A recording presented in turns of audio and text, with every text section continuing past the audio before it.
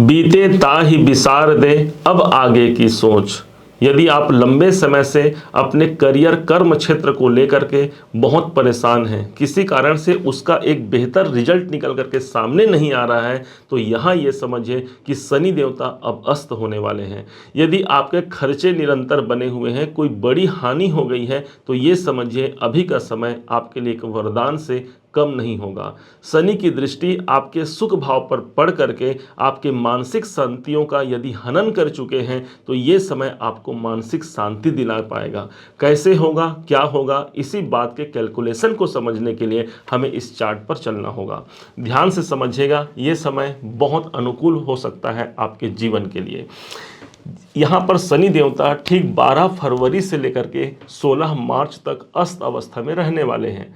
इसका मुख्य कारण ये होगा कि भाई शनि देवता को कौन अस्त कर सकता है, अर्थात शनि देव अस्त रहेंगे। एकमात्र उनके पिताजी हैं, अर्थात भगवान सूर्य नारायण के पास वो शक्ति समाहित है जो शनि को भी अस्त कर सकते हैं, जो कि दंड नायक हैं हमारे शनि देव। और सूर्य भगवान हैं, ग्रहों के राजा माने गए हैं सूर्य भगवान को।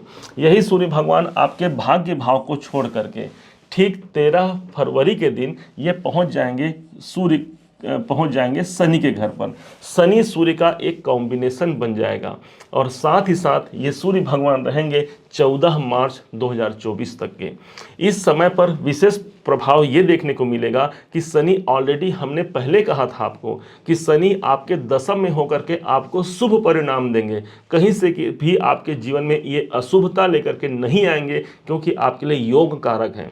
लेकिन उसके बाद भी यदि ग्रहों की दशा, हमारे कुंडली में कोई विपरीतता या फिर दशा, अंतरदशा, महादशा के कारण हमें यदि प्रॉब्लम झेलना पड़ रहा है, तो ये एक समय ऐसा होगा जहां पर एक बेहतर विकल्प हमारे जीवन में हमें देखने को मिल सकता है।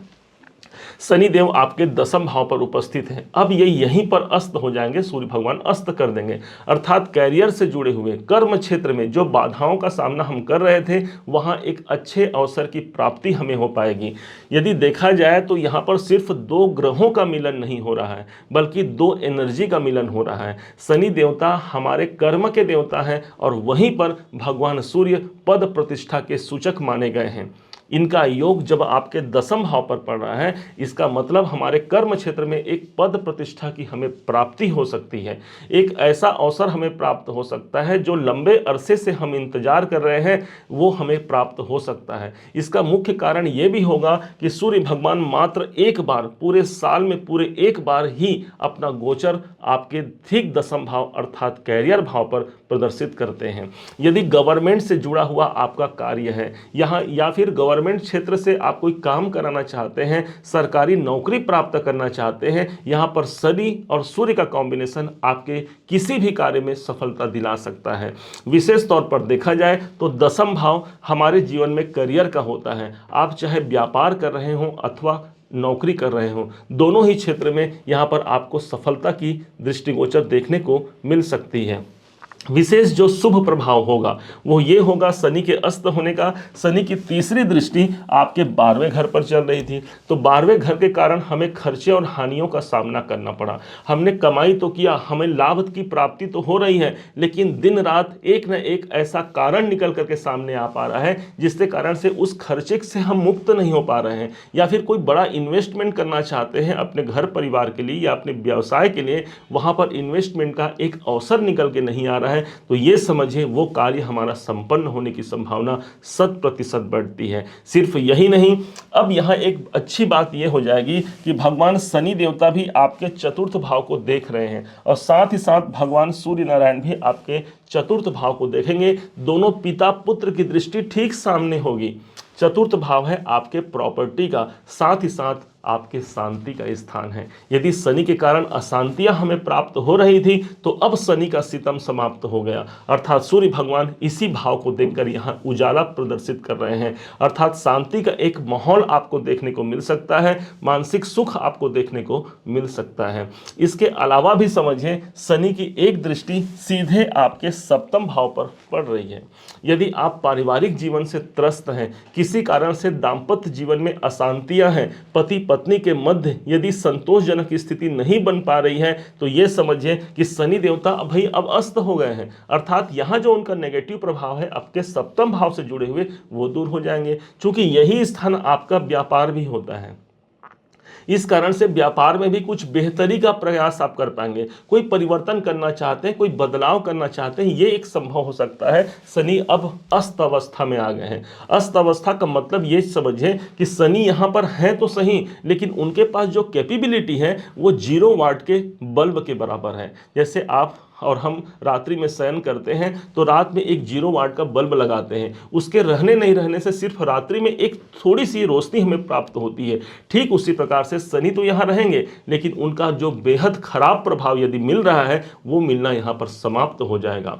विशेष बात यह हो गई कि सूर्य भगवान जहाँ पर उपस्थित होते हैं वो स्थान सदैव शुभत्व की दृष्टिकोण से अच्छा ही माना गया है।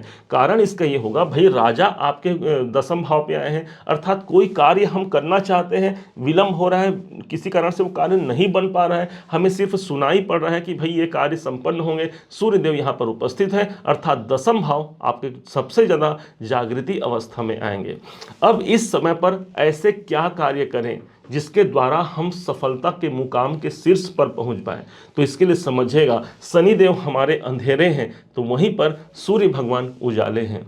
शनि दंड नायक है तो सूर्य भगवान शासक हैं। दो ग्रहों का मिलन होना, अर्थात इस समय पर जो आपको सबसे ज़्यादा मजबूती से कार्य करना चाहिए, भगवान सूर्य को जल देना मत भूलिएगा।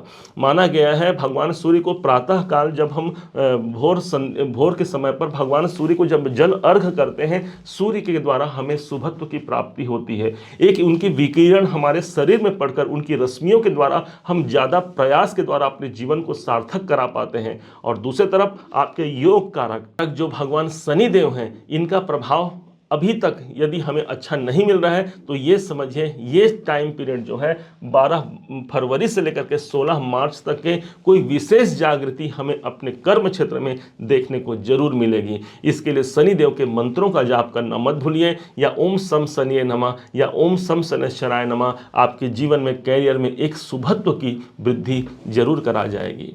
उम्मीद है आप सबने इसे समझा है, आप सबने इसे जाना है। यदि आपने इसे समझा है, जाना है, मेरे समझाने का प्रयास यदि आपको सार्थक लगा हो, मेरे समझाने का तरीका यदि आपको सार्थक लगा हो, तो हर बार की भांति इस बार भी अपना प्यार भरा लाइक और कमेंट करना कभी मत भूलिएगा। और हाँ, यदि अभी तक आपने चैनल को सब्सक्राइब नहीं किया है, सब्सक्राइब भी कीजिएगा।